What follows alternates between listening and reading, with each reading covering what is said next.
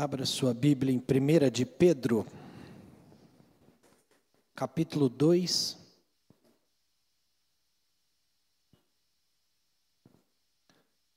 Versículos 9 e 10.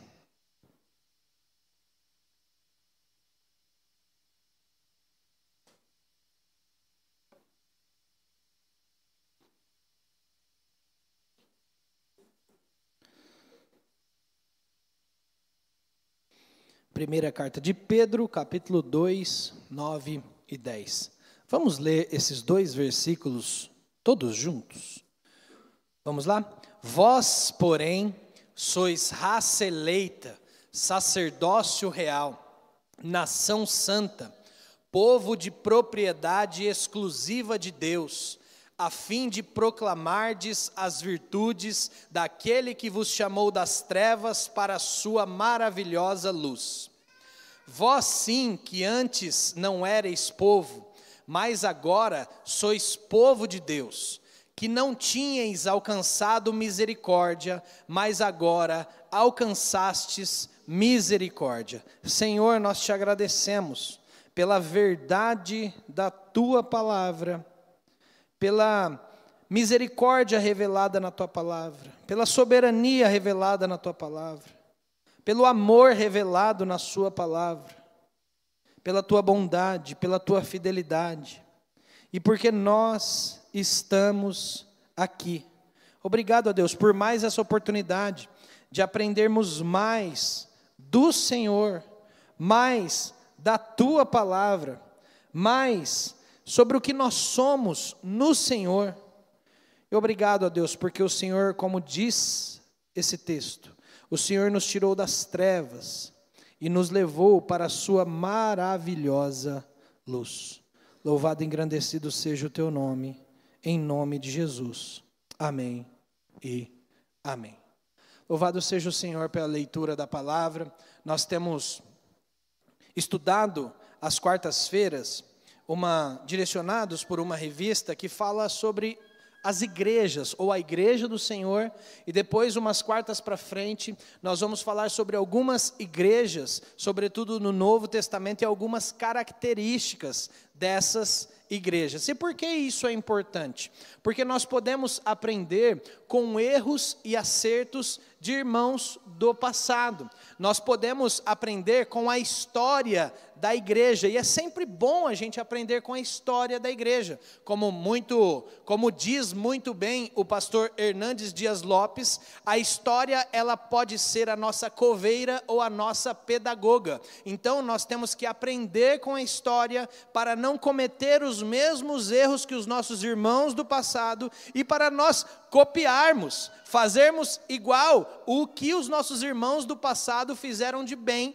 seguindo, obviamente, a palavra de Deus, os princípios da palavra de Deus estabelecidos pelo próprio Deus, inspirada pelo Espírito Santo do nosso Deus. E é muito importante, em primeiro lugar, nós temos uma definição geral do que significa ser igreja do Senhor. E como foi muito bem dito na semana passada, igreja é um povo que é chamado para fora. Mas o autor aqui, ele coloca uma definição, e eu queria pegar emprestado as palavras do autor aqui. Eu vou ler literalmente o que ele escreveu aqui como definição de igreja, que eu gostei dessa definição aqui, preste muita atenção. Podemos definir igreja como sendo a comunidade de pecadores regenerados, que pelo dom da fé, concedido pelo Espírito Santo, responderam positivamente ao chamado divino, que fora decretado na eternidade e efetuado no tempo, e agora vivem como testemunhas de Cristo, proclamando, quer com suas vidas, quer com suas palavras, o evangelho da graça de Deus, até que ele venha. Que definição maravilhosa! Basicamente, ele coloca aqui que nós somos pecadores que foram levados das trevas para a maravilhosa luz de Deus, chamados por Deus, concedidos pelo dom da fé que Deus nos deu, e nós que fomos escolhidos, amados antes da fundação do mundo, nós temos um propósito aqui, que é através das nossas vidas, através da nossa palavra, através de tudo que formos fazer, glorificarmos a esse Deus que nos chamou até que Ele venha. Então, se você quer saber o que você tem que fazer aqui, é isso: glorificar a Deus em tudo até que o Senhor venha. Se você estiver fazendo tudo e não estiver fazendo isso como crente, você está perdendo tempo. Porque nós somos chamados para glorificarmos ao Senhor. Tivemos uma conversa muito boa sobre isso na escola bíblica dominical, que você deveria participar também.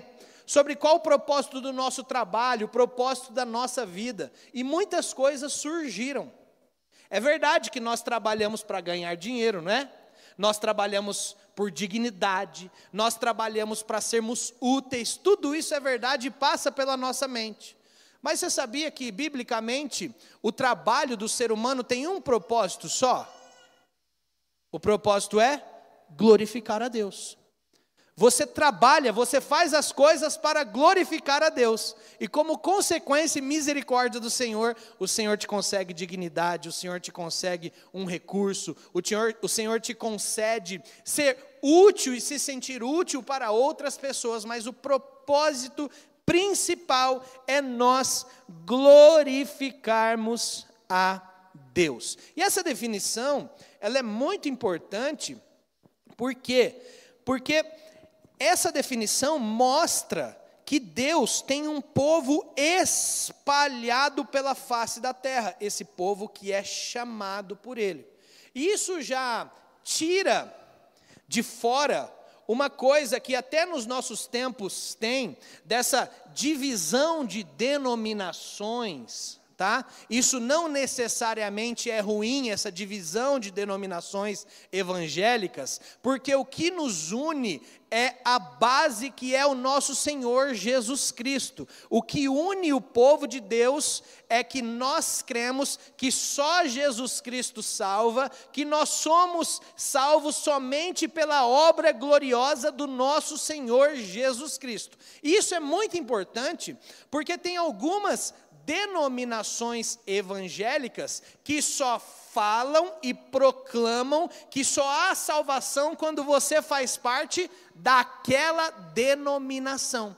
E quando nós definimos igreja de acordo com a Bíblia, nós já vemos que isso é uma tremenda de uma mentira, uma tremenda de uma heresia. Qualquer grupo que se denominar o detentor dos escolhidos de Cristo, esse grupo com certeza não faz parte de Cristo. Porque a igreja de Cristo, ela é espalhada por toda a terra, por gente chamada e regenerada por Cristo. Quem são essas pessoas? O Senhor Jesus Cristo que sabe. Só que essas pessoas estão espalhadas por todo o mundo, em diferentes locais, com diferentes costumes, em diferentes denominações. Isso é muito importante nós termos isso em mente. Para quê? Para quê? Em primeiro lugar, para nós sabermos que é o Senhor Jesus Cristo que salva. Em segundo lugar, é importante também nós compreendermos biblicamente o que significa quem nós somos em Cristo e o que significa igreja de Cristo. Em terceiro lugar, quando nós aprendemos essas coisas, nós passamos a respeitar mais outras pessoas, mas em quarto lugar, quando nós aprendemos essas coisas, nós aprendemos também podar outros tipos de pessoa. Perceba que o conhecimento da Bíblia, da história, do que significa a igreja, ela gera respeito e ao mesmo tempo uma poda santa, né? Um julgamento santo a partir da palavra do que somos, o que podemos fazer e o que não podemos fazer em Cristo. E isso é muito importante, porque isso vem tudo da definição do que é igreja. Perceba, o texto aqui poderia definir igreja como algo que a gente já citou aqui, mas a partir do versículo 9, nós poderemos definir igreja do Senhor como aquele povo que Deus chamou das trevas para a sua maravilhosa luz. Você quer uma definição melhor de igreja que essa? Nós estávamos perdidos e o Senhor nos achou. Nós estávamos perdidos e o Senhor nos iluminou. Nós estávamos perdidos e o Senhor nos escolheu, nos amou, ainda em substância informe, como diz o Salmo, e isso é maravilhoso. Isso deveria fazer com que nós fôssemos mais gratos a tudo que o Senhor já nos deu. E perceba que tudo que nós não somos gratos ao Senhor, geralmente é com coisas que Ele não prometeu nos dar. Geralmente nós ficamos ansiosos por coisas que nós achamos que o Senhor tem que nos dar. Enquanto o que Ele já nos deu, são coisas que o dinheiro e o tempo não podem comprar. E nós deveríamos ser gratos a isso. E aí, como consequência, quando nós vivemos em gratidão, em tudo dando graças, louvando a Deus por tudo, Deus tem o prazer em nos conceder as outras coisas, porque essas outras coisas são inúteis para Ele.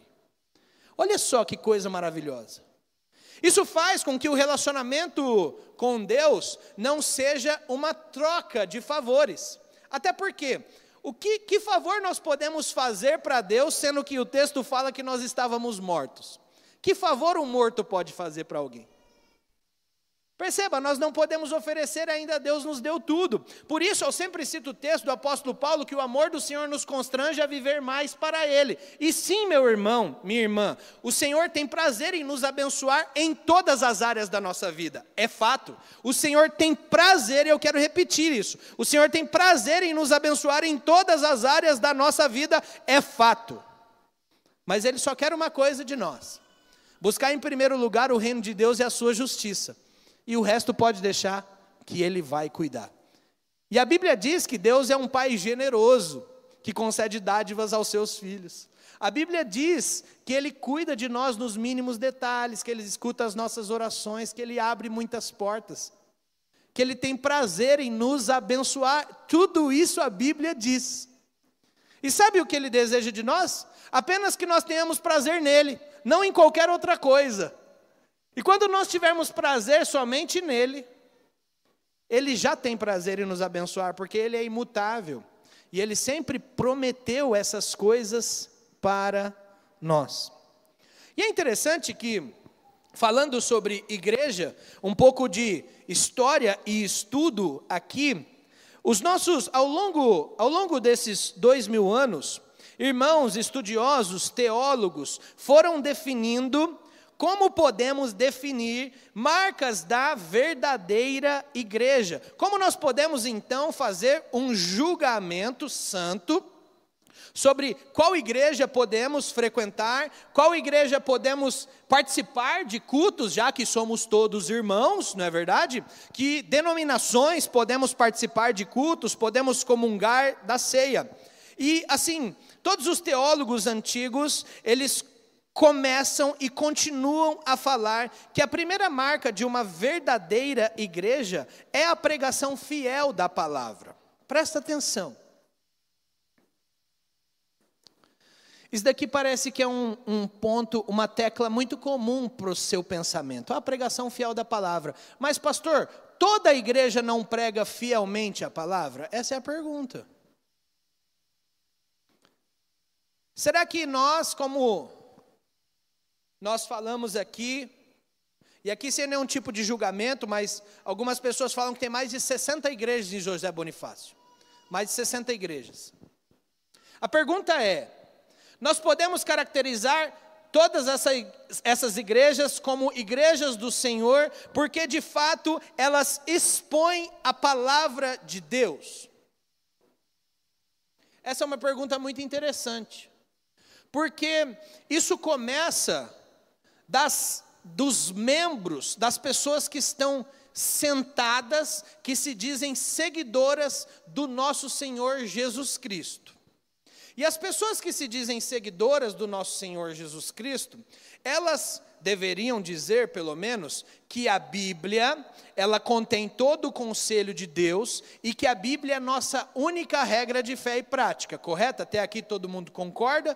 Todo livro a mais é perigoso, qualquer revelação posterior é perigosa e tem que ser rejeitada, concorda? Pergunta a você. A gente lê todo o conselho de Deus ou não? Olha só. Porque isso me chama atenção, porque o autor vai colocando as marcas da verdadeira igreja, como a primeira marca, a pregação fiel à exposição da palavra, a exposição de todo o conselho de Deus. Mas às vezes eu me pego pensando que muitas vezes a liderança de algumas igrejas é apenas o reflexo dos seus liderados.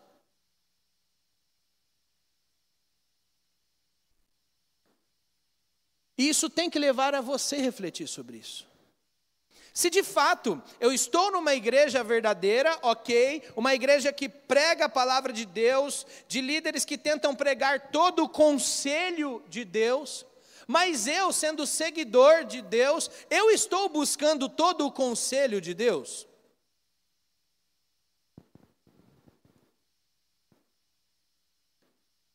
Meus amados irmãos, eu poderia chutar aqui, que mais de 80% de crentes com mais de 15 anos de igreja nunca leram a Bíblia toda. A Bíblia toda. Eu poderia chutar e possivelmente essa estatística pode ser até maior. Agora, nós entendemos que a Bíblia tem todo o conselho de Deus para as nossas vidas. A Bíblia toda tem todo o conselho de Deus para as nossas vidas. Por que você acha que as novidades do mercado evangélico, elas bombam? Porque de fato nós professamos que a Bíblia toda tem todo o conselho de Deus para as nossas vidas. Aqui tem conselho suficiente para todas as áreas da sua vida. Você crê nisso? Tem conselho suficiente para todas as áreas da sua vida. Você crê nisso e muitas vezes nós cremos nisso com a boca. Mas com as nossas atitudes, nós não cremos. Porque nós não lemos. Porque nós começamos a ler, e sim, a leitura bíblica é uma batalha espiritual, mas nós começamos a ler ano após ano, e aí começa a genealogia, sei lá, alguma coisa assim, a gente se cansa.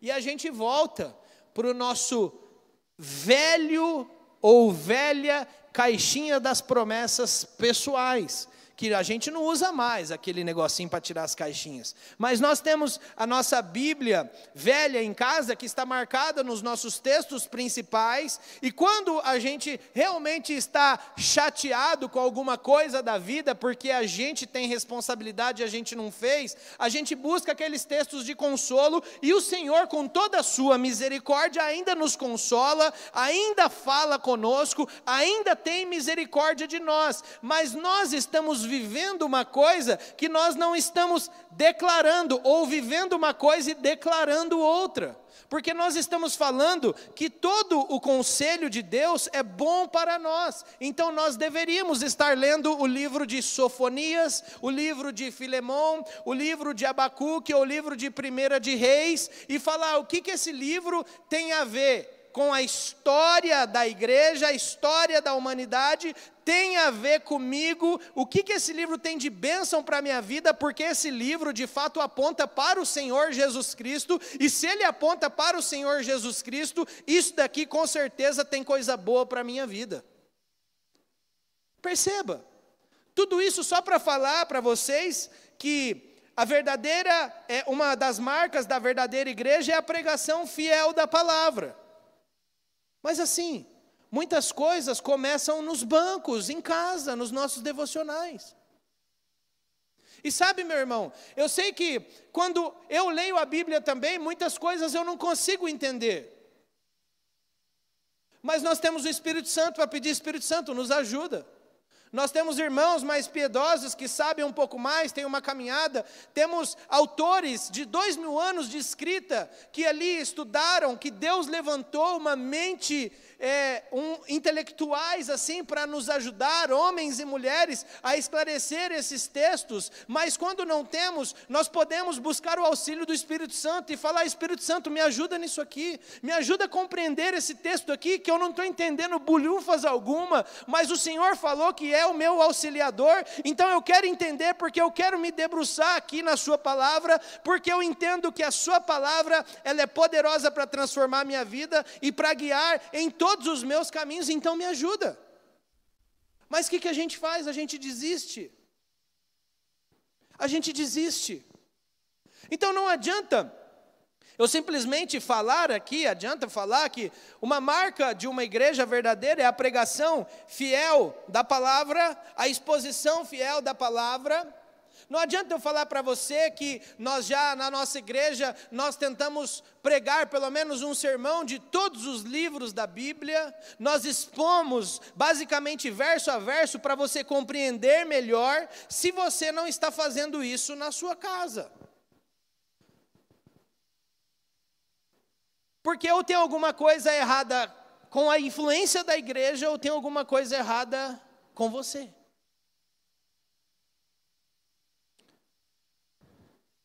Então, nós precisamos compreender que quando nós definimos igreja do Senhor, nós definimos a partir da Bíblia, porque a Bíblia é a palavra de Deus. Mas nós temos um compromisso com essa palavra. Nós precisamos nos debruçar um pouco mais na leitura bíblica. E assim, alguém me perguntou nessa semana passada: mas me fale qual a melhor forma de ler a Bíblia.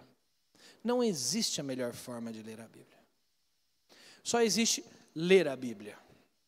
Porque assim, eu tenho a impressão que a gente fica buscando e tem muitas formas, tem aplicativos, tem, sei lá, folhas e folhas e folhas e folhas, e a gente fica buscando como se um método, talvez algum método ou outro se encaixe melhor para as nossas vidas, mas como se um método fosse resolver todos os nossos problemas. Isso não resolve todos os nossos problemas.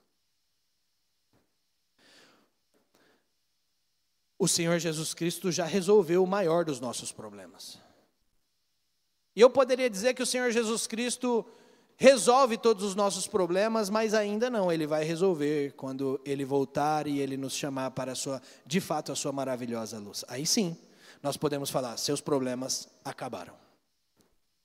Enquanto isso, nós vamos caminhando, mostrando que essas marcas da pregação da palavra mostram que a igreja, ela é santa no Senhor.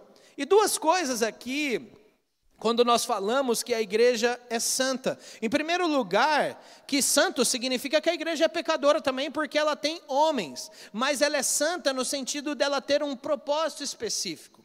Toda vez que a Bíblia aparece esse termo santo, significa duas coisas. Em primeiro lugar, alguém que é puro, alguém que é sem mancha, alguém que é sem impureza, ou que nele contém toda a pureza, ou seja, o nosso Senhor. Somente Ele é santo, santo, santo. Mas a Bíblia também nos chama de santos.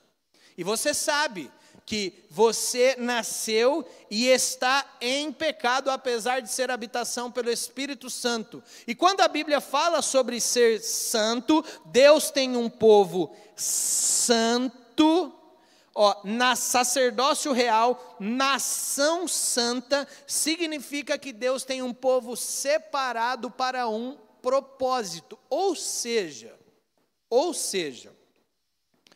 que Deus te salvou das trevas, da escravidão do pecado, e você de fato será plenamente feliz e satisfeito nele, quando você cumprir o propósito para qual Ele te chamou. E aqui vem a pergunta que vale a vida. Para qual propósito o Senhor te chamou? Olha só que coisa interessante. E muitas vezes nós ficamos pensando em coisas, eu diria, minoritárias da vida. Nós ficamos caçando, no dia a dia, propósitos os quais Deus nos chamou. E a gente fica falando, será que Deus chamou para fazer isso? Será que Deus chamou eu para... Eu quero te falar que eu já dei a resposta para você aqui. Para que Deus te chamou? Deus te chamou para glorificá-lo. E aí, eu posso pegar emprestado uma frase aqui, que eu não sei de quem é, mas é uma frase que faz todo sentido aqui, que fala exatamente assim: ame a Deus sobre todas as coisas e faça o que você quiser. Se você amar a Deus sobre todas as coisas, você pode fazer o que você quiser depois. Porque o que você quiser vai estar relacionado em glorificar a Deus em todas as coisas. Então não importa o trabalho que você pode escolher. Se você escolheu adentrar ou não, você vai usar princípios que vão glorificar a Deus em todas as coisas. Não importa o relacionamento, ou seja, não importa o relacionamento, é lógico que não importa. Se você glorificar a Deus sobre todas as coisas, você vai usar os princípios de Deus para os relacionamentos. E aí você vai glorificar ao Senhor nos seus relacionamentos.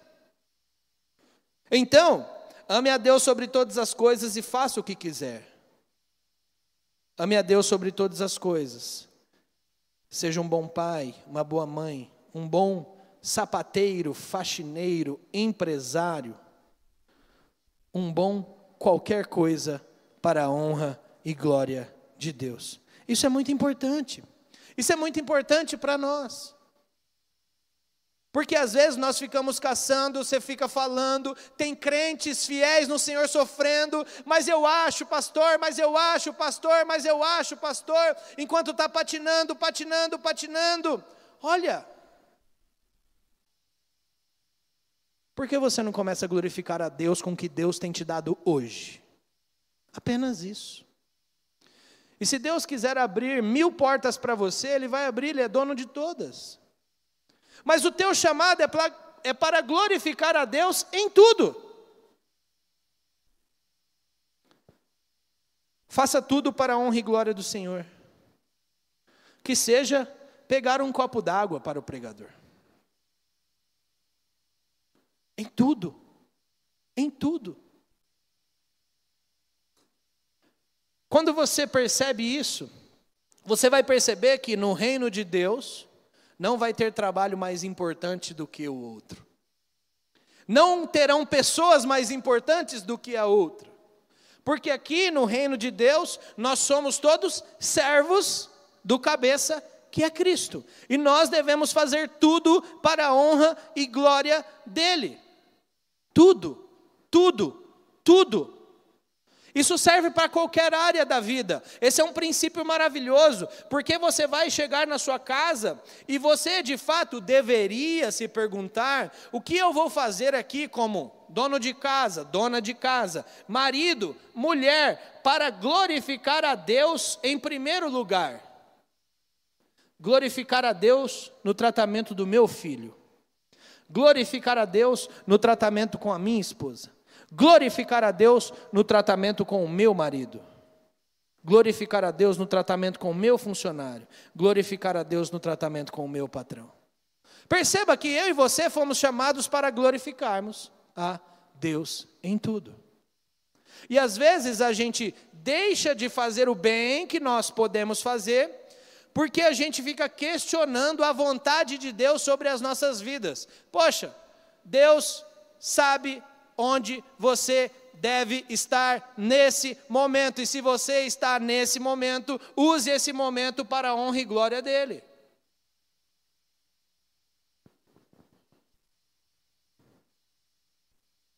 Eu até tenho a impressão que a gente deixa de receber muitas bênçãos do Senhor por causa desse mal entendido. Que o Senhor está de bandeja assim para nos abençoar. como se houvesse portas assim na nossa frente, mas a gente fica questionando o momento de agora, patinando e desobedecendo, como se Deus não tivesse o controle no momento em que nós estamos vivendo agora, como se Deus não tivesse o controle das alegrias ou tristezas que nós estamos vivendo agora. Você foi chamado para adorar ao Senhor, e isso é maravilhoso. O segundo ponto que ele coloca aqui, eu vou passar por esse ponto mais rápido, porque o primeiro é mais importante, é sobre a catolicidade da igreja. Eu já falei sobre isso. A ideia aqui é que a igreja do Senhor justamente é universal, não a universal. Universal, porque ela é de todo o mundo, de crentes chamados pelo Senhor em todo o mundo, crentes em épocas e fora de épocas chamados pelo Senhor em todo o mundo. Isso significa que só existe uma igreja do Senhor. Nós fazemos parte de um pedacinho de nada, né?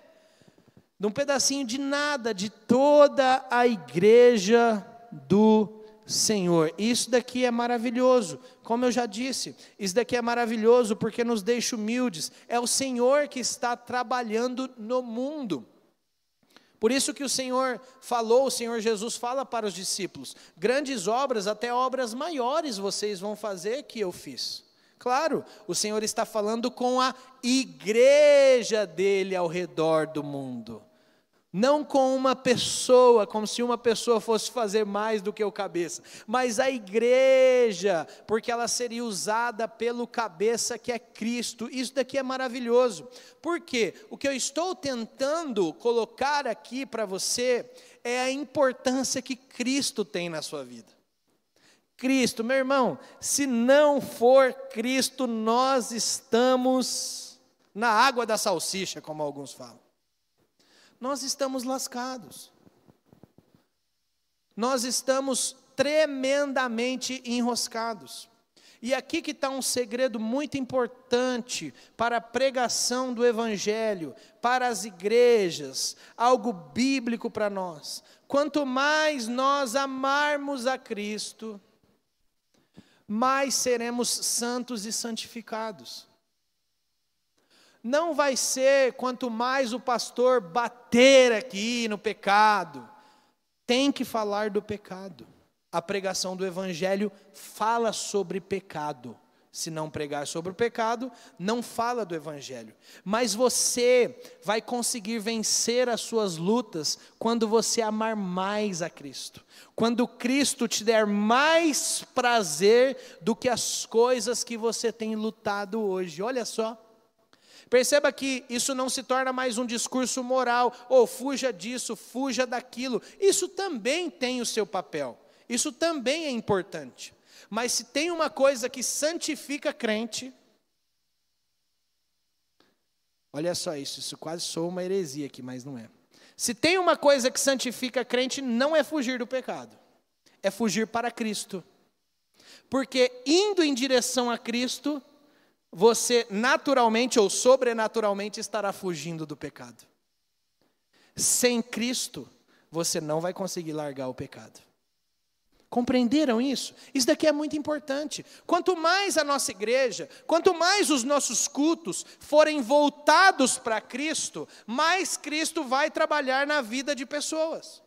Mais Cristo vai trabalhar na sua vida, na sua humildade, na sua santificação, e mais o nome dele será exaltado, porque é ele mesmo quem escolhe, ele mesmo que santifica, ele mesmo que mantém a comunhão, ele mesmo que te chama de volta para a honra e glória dele mesmo. É só você ver, nós já falamos muito sobre a história da Bíblia aqui, sobre isso, e você sabe que nós somos totalmente dependentes de Cristo. Então, se tem uma coisa para você sair daqui hoje, para você e eu orarmos, é para que nós sejamos mais amantes ou mais apaixonados por Cristo. Se nós tivermos uma igreja aqui de fato, que ama a Cristo sobre todas as coisas, grandes coisas nós podemos esperar de Cristo. Aí sim nós podemos falar, o Senhor tem prazer em abrir as portas para você, o Senhor tem prazer em abrir as portas para a igreja, o Senhor tem prazer em abrir as portas para a sua família, o Senhor tem prazer em abrir todas as outras portas. Por quê? Porque nós vamos estar cumprindo o que Ele mesmo pediu. O reino de Deus em primeiro lugar e a sua justiça, e o resto vos serão acrescentados. Qual a ideia? Me ame sobre todas as coisas. E o resto para Deus não vale muito, o resto pode deixar que eu te dou. O resto pode deixar que eu cuido. Eu sou dono de tudo. Eu só quero uma coisa: me amem sobre todas as coisas. Essa é a minha igreja. Para isso que eu tirei a minha igreja das trevas e levei para a luz. Para isso que eu tirei. Por isso que eu chamo vocês de raça eleita. Vocês são nação santa. Vocês são povo de propriedade exclusiva de Deus. Olha só. Antes não erais povo, mas agora sois povo de Deus. Antes não tinham alcançado misericórdia, mas agora alcançastes misericórdia. Sabe, eu acho que se a gente refletisse só no que significa isso, acabou. De pensar assim, pô Deus, antes eu não tinha misericórdia do Senhor, então eu estava nas trevas, agora eu tenho a misericórdia do Senhor. Isso deveria gerar uma gratidão tão grande no nosso coração e uma transformação tão grande em nossas vidas. Isso deveria estar estampado nas nossas geladeiras. E antes da gente falar a gente deveria pensar, antes eu não tinha misericórdia, mas agora eu tenho a misericórdia do próprio Deus desse universo em minha vida. Antes eu não tinha misericórdia, mas agora a misericórdia do Senhor me alcançou. Antes eu não tinha misericórdia, mas agora a misericórdia do Senhor me transformou através da cruz do Calvário. Antes eu não tinha misericórdia, mas a misericórdia do Senhor me transformou através da sua eleição, da sua morte, ressurreição. Antes eu não tinha misericórdia, mas agora eu sou parte do povo de Deus, e que eu possa viver essa realidade de ser povo de Deus para a honra e glória dele. E eu vivo essa realidade quando eu proclamo, a fim de proclamardes as virtudes daquele que vos chamou das trevas. Perceba aqui que nós temos uma missão: falar de alguém. Falar de quem? Daquele que nos salvou. Perceba que do princípio ao fim, o Senhor Jesus Cristo é o centro. Do princípio ao fim das nossas vidas. E meus irmãos, que nós possamos viver assim. Porque, de fato, o Senhor tem muito mais para nós. É verdade isso. O Senhor tem coisas infinitamente maiores para nós. É verdade isso. Mas Ele requer uma coisa de nós, que nós o coloquemos em primeiro lugar em tudo nas nossas vidas. Coloque o Senhor Jesus, ou tenha o Senhor Jesus, em primeiro de tudo, e o resto pode deixar que Ele vai cuidar. E eu tenho certeza que Deus, o Pai, é um Pai que cuida bem dos seus filhos. Você crê nisso? Coloque o Senhor Jesus como primeiro da sua vida. E o resto pode deixar que Ele vai cuidar, no tempo precioso dEle. Mas Ele abre portas que você nunca pensou, porque você usará essas portas para a honra e glória daquele que te tirou das trevas para a sua maravilhosa luz. Que Deus te abençoe. Vamos ficar de pé e vamos orar ao Senhor nesse momento.